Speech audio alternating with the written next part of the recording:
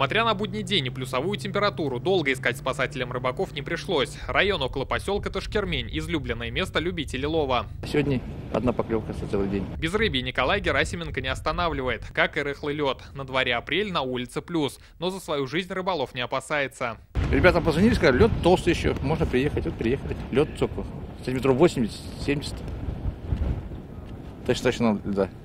Но волнуются за них спасатели и не устают предупреждать. Скоро любимое хобби может обернуться трагедией. С рыбаками беседуют, раздают памятки и напоминают, лед с каждым днем становится все тоньше. Сейчас глубина льда примерно 65-70 сантиметров, но, как говорят спасатели, основная масса – это уже не лед, а рыхлый снег, выходить на который опасно. У берега и вовсе толщина льда меньше критической отметки – 7 сантиметров. В данном месте лед составляет 5 сантиметров, и на протяжении до устья Мёши чистый лед составляет 5, 7, 9 сантиметров, что является категорически опасным для жизни и здоровья человека. Но опытных рыболовов такие предупреждения не пугают. Говорят, ко всем непредвиденным ситуациям готовы. Провалиться, промокнуть и замерзнуть не боятся. Во-первых, у нас 3-4 идут, у нас веревки есть. Все есть, телефон есть.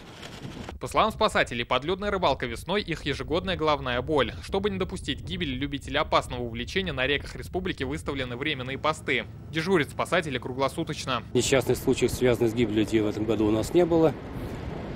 В этом году мы уже спасли 12 человек. Штраф за выход на лед меньше 7 сантиметров – 1500 рублей. Сегодня его толщина пока больше, поэтому обошлись профилактическими беседами.